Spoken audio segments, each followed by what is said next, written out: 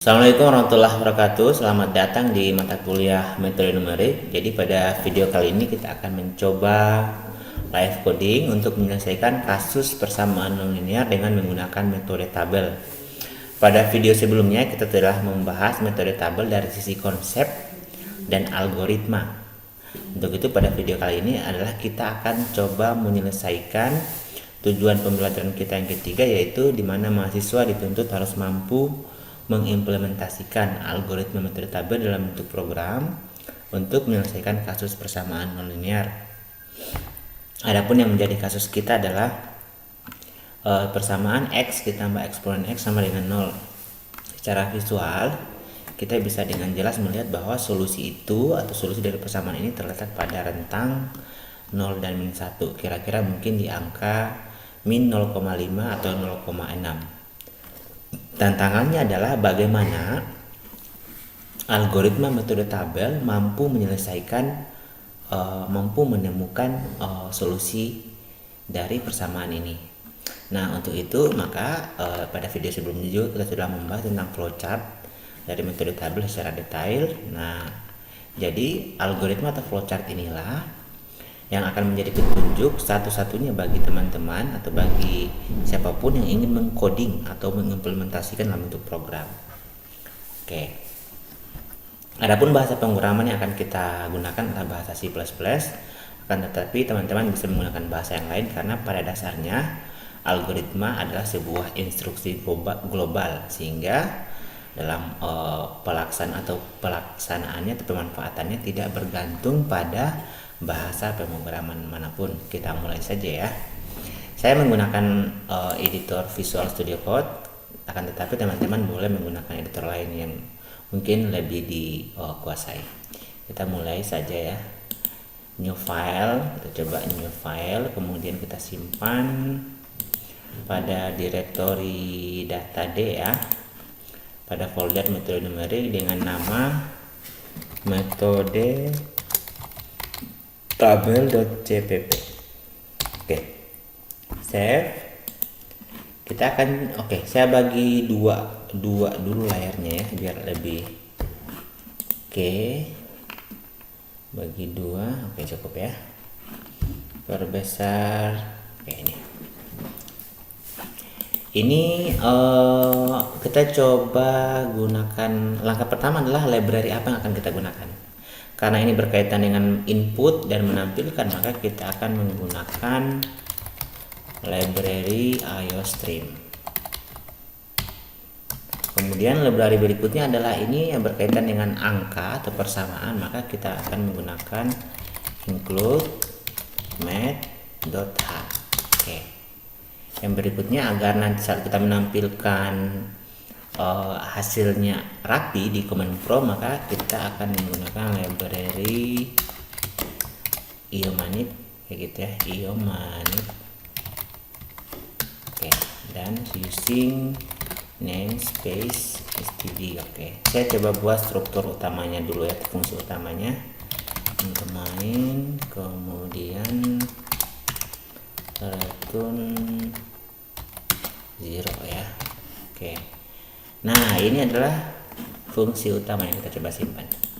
Kita fokus pada langkah pertama. Saya coba perbesar. Jadi langkah pertama adalah mendefinisikan fungsi. Nah, ingat fungsi itu harus dibuat di luar fungsi utama. Kita buat di atas ini. Saya beri keterangan, misalkan keterangannya langkah 1. Mendefinisikan fungsi. Saya perbesar dulu ya biar kelihatan. Besar, cukup. Mendefinisikan fungsi. Langkah 1 mendefinisikan fungsi. Nah, fungsi itu bergantung pada persamaan kita. Persamaan kita adalah eksponen x ditambah x sama dengan 0. Berarti kita pakai jenis data misalnya float. Nama fungsinya apa? Nah, fungsinya misalnya ff kayak gitu. Kemudian inputnya apa? Inputnya adalah di sini apa? Inputnya adalah x. Kita gunakan variabel x. Buka kurung. Nah, kemudian ini akan disimpan pada variabel apa? Variabel y. Kita deklarasikan lagi y-nya ya.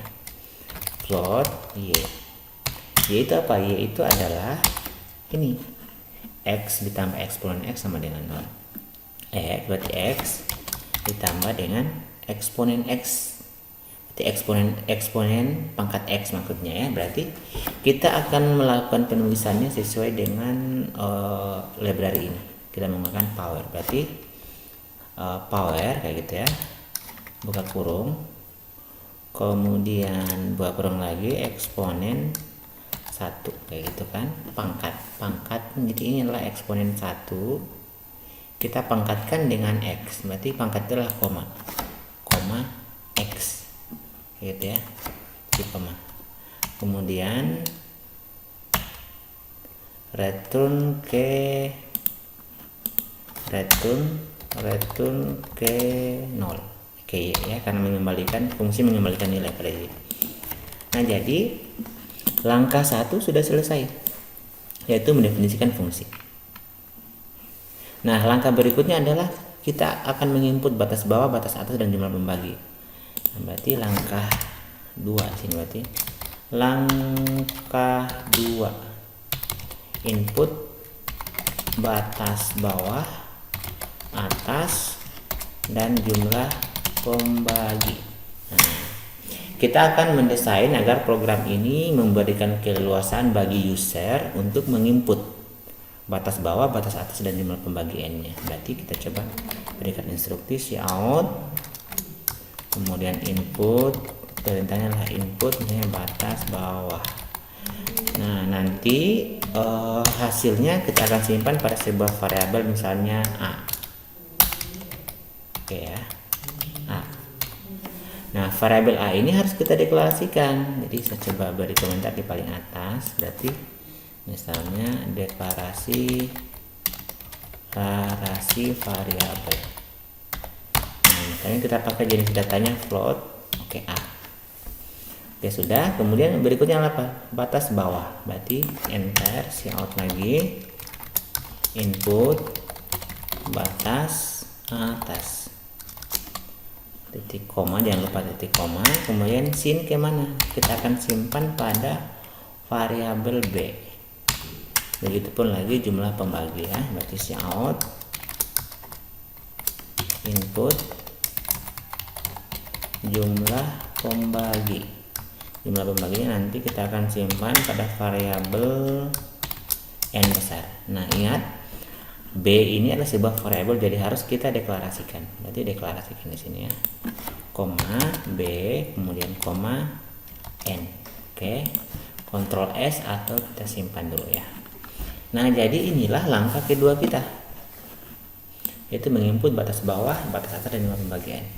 Kita masuk pada langkah ketiga, yaitu menghitung H, di mana H rumusnya adalah B kurang A dibagi dengan N. Tinggal kita tulis saja, berikan keterangan langkah 3, yaitu menghitung H atau step H kayak gitu ya. Rumusnya apa? H sama dengan dalam kurung B dikurang A kayak gitu ya, dibagi dengan N. Kenapa B kurang A? Karena kita sudah deklarasikan di sini B itu adalah A itu adalah batas bawah, B itu adalah batas atas. Ini adalah N itu jumlah pembagi, seperti itu. Nah, langkah ketiga sudah selesai. Sekarang kita masuk pada langkah 4, yaitu kita akan mencari nilai X ke I dan Y ke I. Nilai X itu adalah bergantung pada step pembagi H. Berarti kita harus looping. Kita looping sebanyak apa? Sebanyak N yang diinput oleh user. Nah, berarti kita tinggal buat langkah 4 itu berarti looping, kegiatan looping untuk mencari nilai X dan nilai fungsi dari X itu ya. Oke, sudah. Looping berarti kita bisa menggunakan for integer I sama dengan 0, kemudian I kurang dari apa? Kurang dari jumlah pembagi. Jumlah pembagi kita adalah apa? N gitu ya. Kemudian I plus buka kurung. Oke. Nah, kita apa yang berarti di dalam looping ini nanti kita akan tulis rumus dari X ke I adalah A ditambah I kali H. Tinggal kita tulis saja X ke I kayak gitu ya. Sama dengan apa? A ditambah I dikali H. Titik koma. Berikutnya adalah Y. Y itu adalah nilai fungsi dari XI. Berarti Y ke I kayak gitu ya. Sama dengan nilai fungsi. Berarti kita harus memanggil fungsinya. Fungsi kita apa di sini? Fungsi kita adalah, nama fungsi kita adalah FF. Kita sudah namakan FF. Berarti kalau kita panggil fungsinya, berarti FF gitu ya. Nah, inputnya apa? Inputnya adalah X yang ini. Kan kita akan mencari nilai X yang ini. Berarti tinggal masukkan variabel X ke I. FF X kayak gitu ya. Nah, selesai. Langkah keempat sudah selesai. Nah, langkah berikutnya apa? Langkah berikutnya adalah kita akan melakukan pencarian nilai atau pencarian akar dari X yang ke sini tadi. Nah, sebelum kita ke sini, kita akan coba tampilkan nilai X ini sebanyak N yang diinput oleh user. Kita coba tampilkan di dalam sini. Berarti oke, di sini saya coba kasih jeda ya, cout, kasih spasi, N line kayak gitu. Kemudian di sini ya. Oke. Misalkan cout biar agak kelihatan. Ini saya kasih keterangan X, nilai X kayak gitu ya, XK tutup X ke I, kemudian buka lagi tanda kutip oke, tutup kayak gitu ya. Maksudnya X ke I. Jadi X ke I itu adalah apa? Itu X ke I itu berarti sama dengannya di sini, atau titik 2 aja ya. Sini ya, sama dengan kayak gitu ya. Spasi kayak gitu. X ke I itu adalah X yang ini. Tinggal tulis X I. Nah, sudah. Sekarang yang Y lagi. Saya coba kasih slash step gitu ya. Nah, nilainya adalah berarti tanda kutip Y buka, kemudian tanda ini, setelah itu tanda kutip lagi, isinya adalah I, Y ke I maksudnya ya.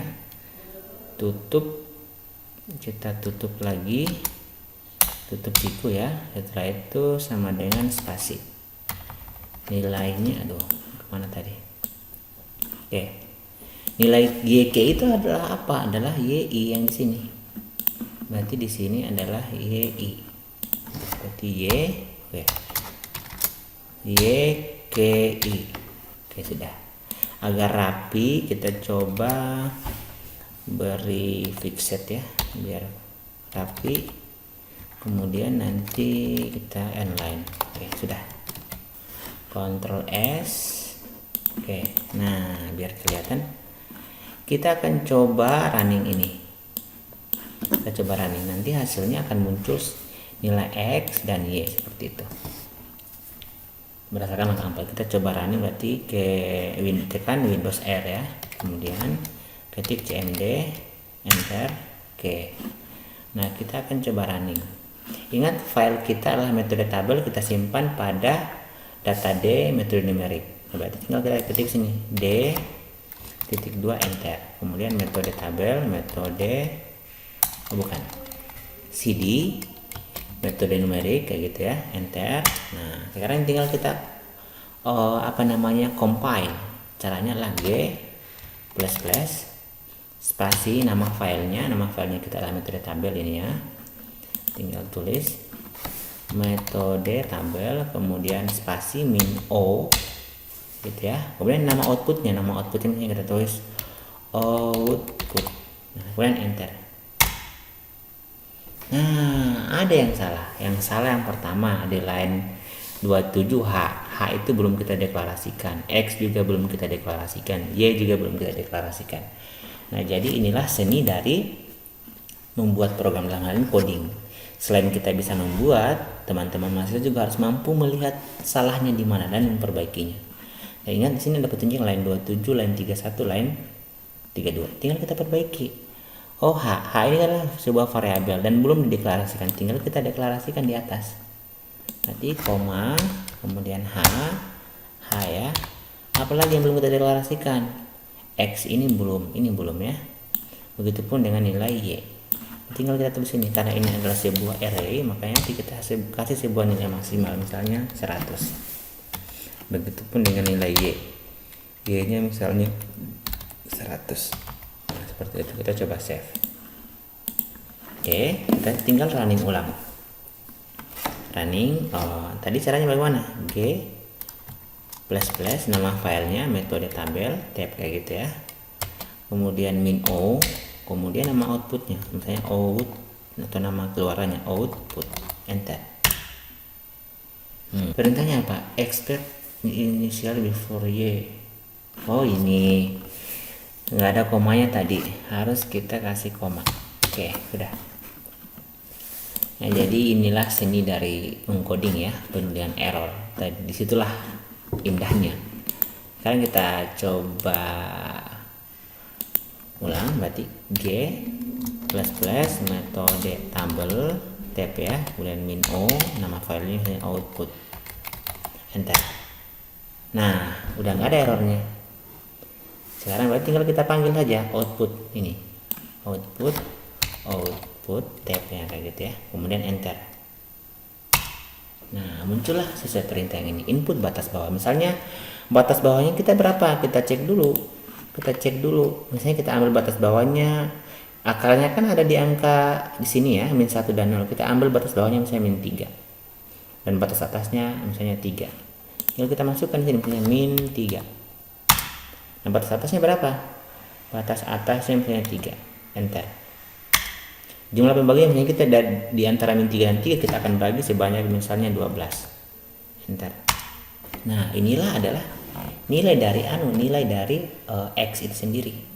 Ini adalah nilai X-nya, ini adalah nilai fungsinya. Pertanyaannya, yang mana yang menjadi akar dari persamaan itu? Persamaan X ditambah eksponen X sama dengan 0. Tentu kalau kita lihat, yang menjadi akar itu adalah yang mendekatnya nilai fungsinya sama dengan 0. Di sini mana yang nilai fungsinya mendekati 0? Ini ya. Ini 0,1-an. Seandainya kita bagi, nah pertanyaannya bagaimana mendapatkan nilai ini? Nah, kita akan lanjutkan pada iterasi langkah berikutnya. Kita akan mencari nilai akar dari di antara nilai ini, yang mana menjadi nilai akar. Seperti itu ya maksudnya. Kita lanjutkan, berarti kita masuk ke langkah berapa ini? Langkah 5. Langkah 5 perintahnya adalah mencari akar, kayak gitu kan. Oke. Ingat, mencari akar berarti sini harus looping ya, berarti looping for kayak gitu. Integer J, kita pakai variabel J sama dengan 0. Kemudian J itu kurang dari apa? Kurang dari K kurang 1, maksudnya kurang dari N kayak gini. Bukan lagi 1, berarti N kurang 1 J plus. Setelah itu buka C. Nah, di dalam sinilah nanti kita akan melakukan pencarian. Langkah pertama, cek apakah YJ sama dengan 0. Apakah ada nilai fungsi yaitu Y yang sama dengan 0. Maksudnya apakah ada nilai Y ini yang sama dengan 0. Kalau ada, apa yang terjadi? Kalau ada, berarti tampilkan akarnya. Akarnya adalah X ke J. Nah, berarti tinggal kita tulis. Berarti sini kita kasih keterangannya.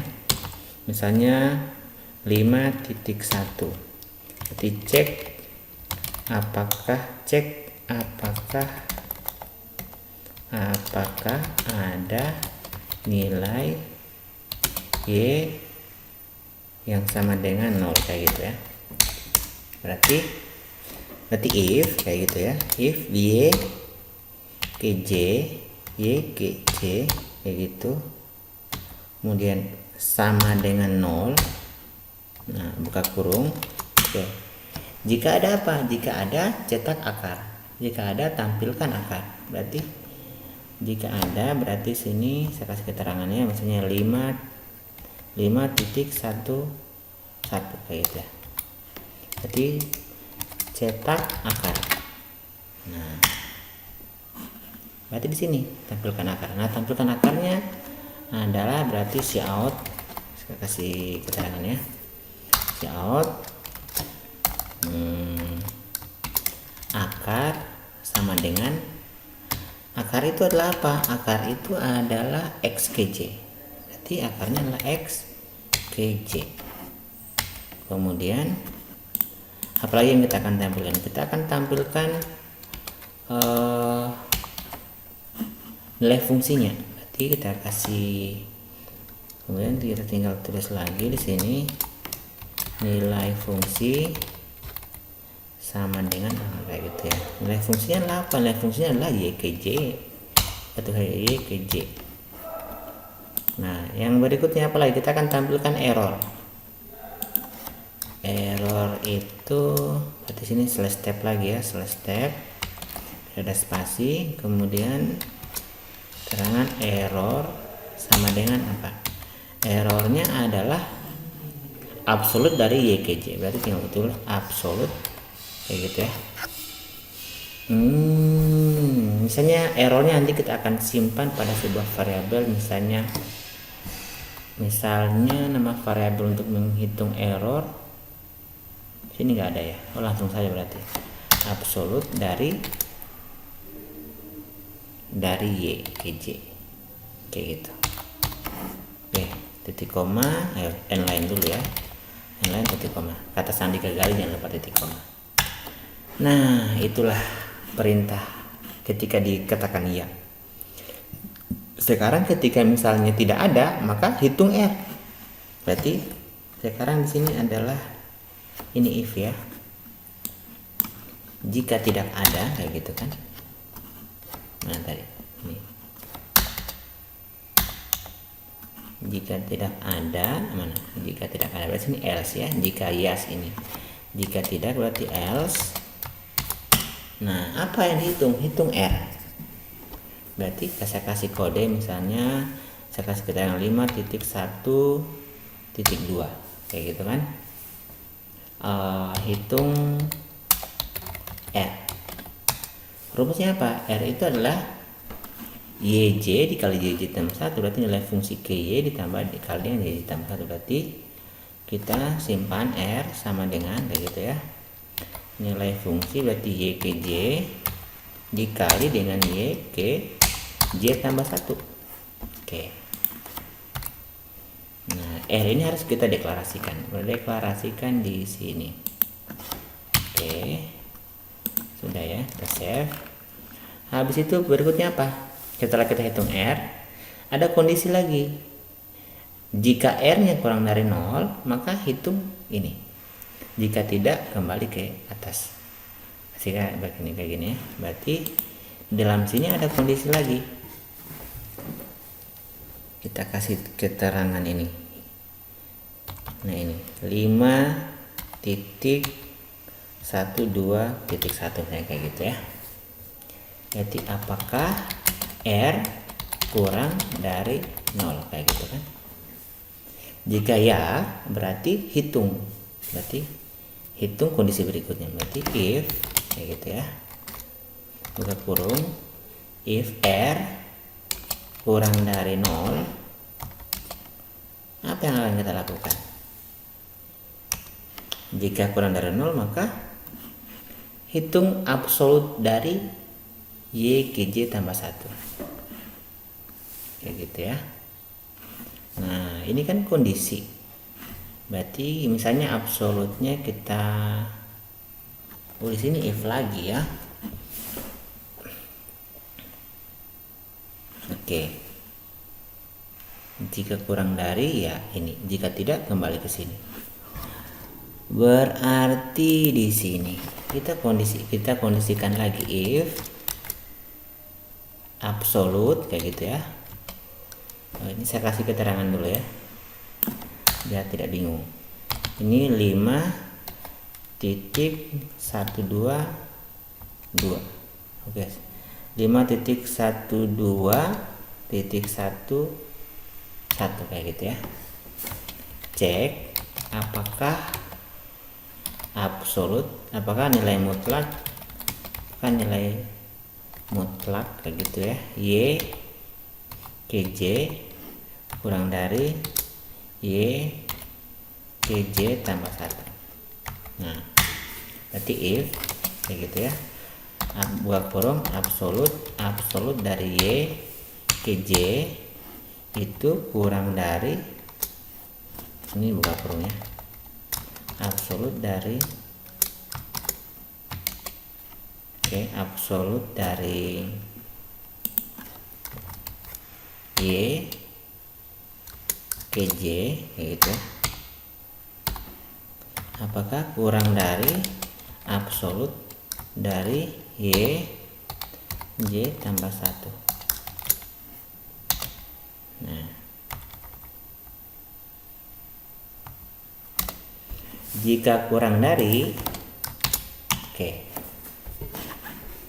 jika kurang dari, jika ya, tampilkan akar. Nah, berarti ini, berarti di sini adalah langkah berikutnya adalah 5.12.5.1.1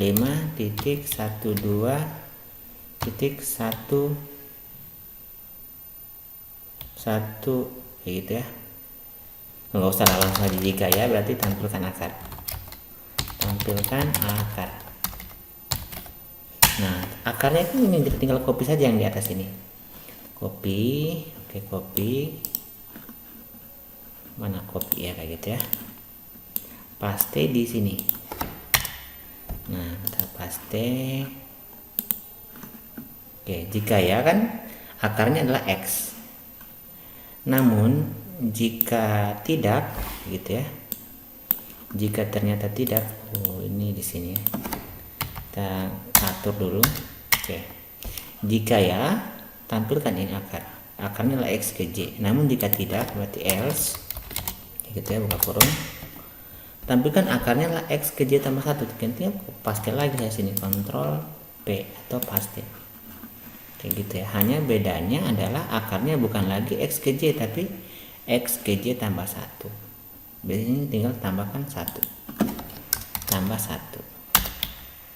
Begitupun dengan yang Y ke J adalah tambah 1. Dan errornya juga lah absolut dari Y ke J ditambah dengan 1. Nah, itu sudah.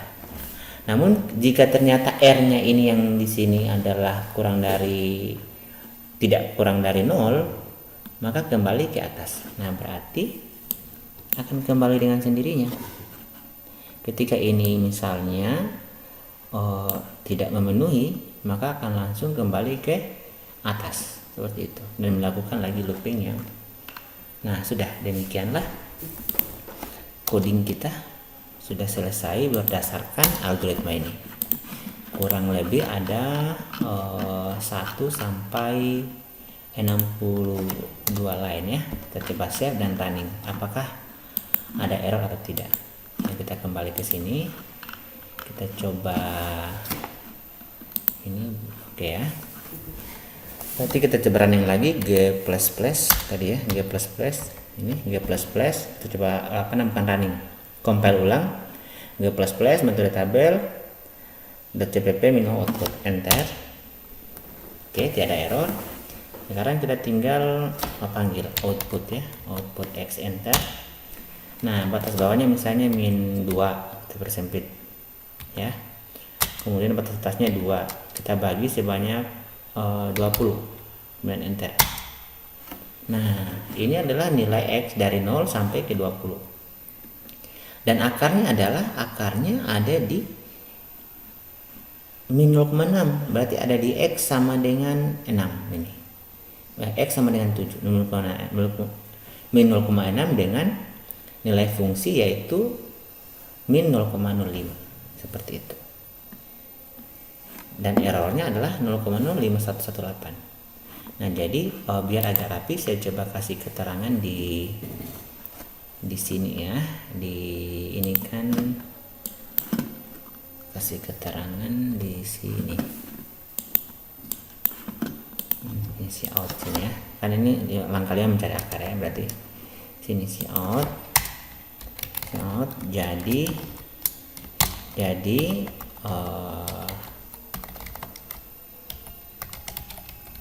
akar, yaitu akar dari persamaan ini adalah titik 2 kayak gitu ya. Harus ada n line-nya biar dia ke bawah, n line. Nah di sini juga kita n line supaya agak jarang ya. Oke, save, running ulang, running, enter, kemudian output. Oke, misalnya kita pakai min 3, batasnya 3, input pembagian misalnya 50, enter. Oh, kelihatan kan ini agak besar ya, kita perkecil biar tidak terlalu besar ya. Oke, kita bisa lihat bahwa dari X sampai ke 49. Nah, akarnya adalah tetap min 0,6 dengan nilai fungsi 0,005.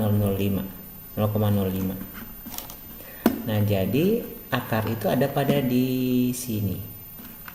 Pada X sama dengan min 0,6. Mana X sama dengan 0,6? Ada di sini.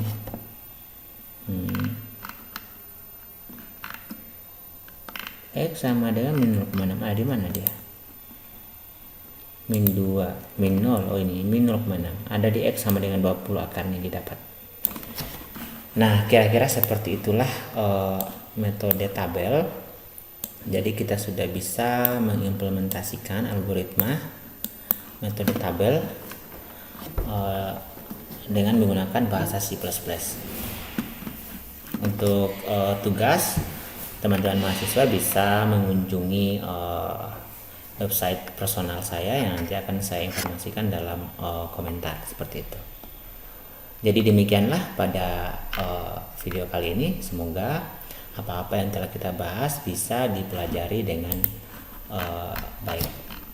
Untuk itu, sampai jumpa pada pertemuan berikutnya. Jadi pada pertemuan berikutnya kita akan membahas tentang metode biseksi yang merupakan pengembangan dari metode tabel. Terima kasih.